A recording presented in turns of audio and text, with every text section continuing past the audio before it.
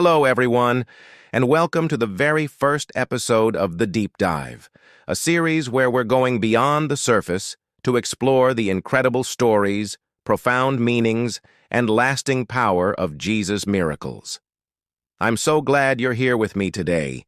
Have you ever read one of the miracle stories in the Gospels and just paused? Maybe you wondered, did that really happen?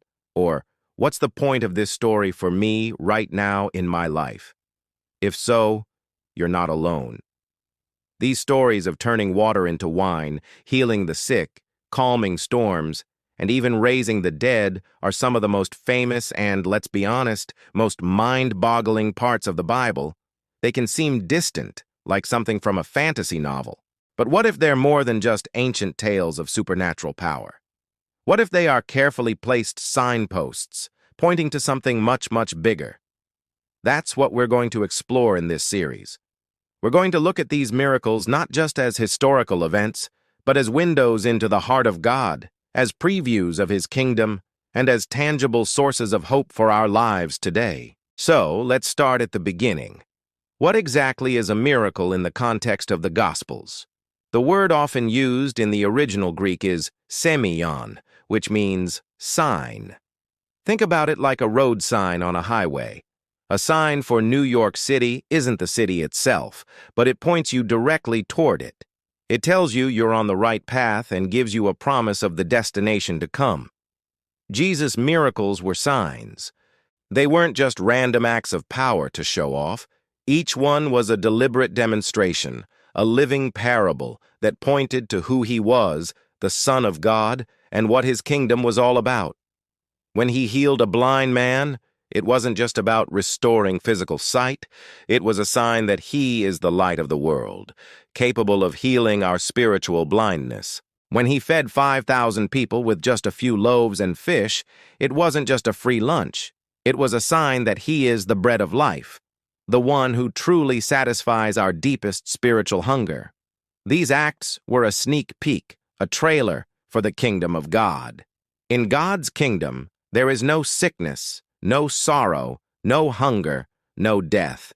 Every time Jesus performed a miracle, He was pushing back the brokenness of our current world and giving people a glimpse of the world as it was meant to be, and as it one day will be. He was showing that God's rule brings restoration, wholeness, and life where there was once decay and despair. It was a declaration that a new day was dawning. Let's take the story of Jesus calming the storm found in Mark chapter 4. The disciples are in a boat, a furious storm hits, and they are terrified. They think they're going to die. Meanwhile, Jesus is asleep in the back of the boat. They wake Him up, panicking, and say, "Teacher, don't you care if we drown?" Jesus gets up, rebukes the wind, and says to the waves, "Quiet, be still," and everything becomes completely calm. Then He turns to His disciples and asks, "Why are you so afraid? Do you still have no faith?" This is more than just a weather control story. In the ancient world, the chaotic sea was a powerful symbol of evil, disorder, and the forces that stand against God. By speaking a word and bringing total peace to the raging storm, Jesus was demonstrating His authority over not just nature, but over all the chaos and fear that threatens to sink us. He was showing His disciples and us that the one in the boat with them is more powerful than any storm they will ever face, whether it's a literal storm on the water or the storms of anxiety, grief, or uncertainty in our own lives. This brings us to the crucial question: why do these stories still matter for us today? We might not see people walking on water, but the hope these miracles point to is as real and relevant as ever. First, they anchor our faith. The miracles are evidence for Jesus' claims. He didn't just say He was the Son of God. He showed it. His power over nature, sickness, demons, and even death validates His identity. It assures us that our faith is not based on wishful thinking, but on a person who demonstrated God's power in the real world. When doubt creeps in, we can return to these accounts and be reminded of the power of the one we follow. Second, they offer profound comfort and hope. Life is hard. We all face our own storms. We experience sickness, loss, and moments where we feel like our little boat is about to capsize. The miracles remind us that God has not abandoned us in our broken world. They show us his heart of compassion. Jesus didn't just perform miracles from a distance. He touched the leper. He wept with Mary and Martha. He looked on the crowds with compassion. He cares about our suffering. These stories are a promise that the same Jesus who had power over sickness and death then is with us now, and that one day he will wipe every tear from our eyes and make all things new. The final restoration is coming. Finally, they challenge us to live differently. If Jesus is the King who brings healing and wholeness, how can we, as his followers, be part of that work in the world today?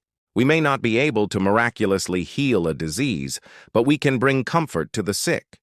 We can't multiply food, but we can share what we have with the hungry.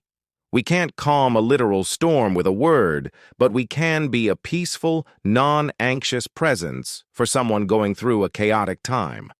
The miracles inspire us to be agents of hope, compassion, and restoration in our own communities, reflecting the character of our King. So, as we journey through this series together, I invite you to open your mind and your heart. Let's look at these familiar stories with fresh eyes. Let's ask the tough questions, but let's also be open to the profound hope and truth they contain. These aren't just stories about what Jesus did back then. They are signs that reveal who God is, what his kingdom is like, and the unshakable hope we have for today and for eternity. Thank you so much for joining me for this first deep dive. I'm really looking forward to exploring specific miracles with you in the episodes to come. If you found this meaningful, please give it a like, and don't forget to subscribe and hit that notification bell so you won't miss our next episode. I'd love to hear your thoughts in the comments below. Until next time, take care.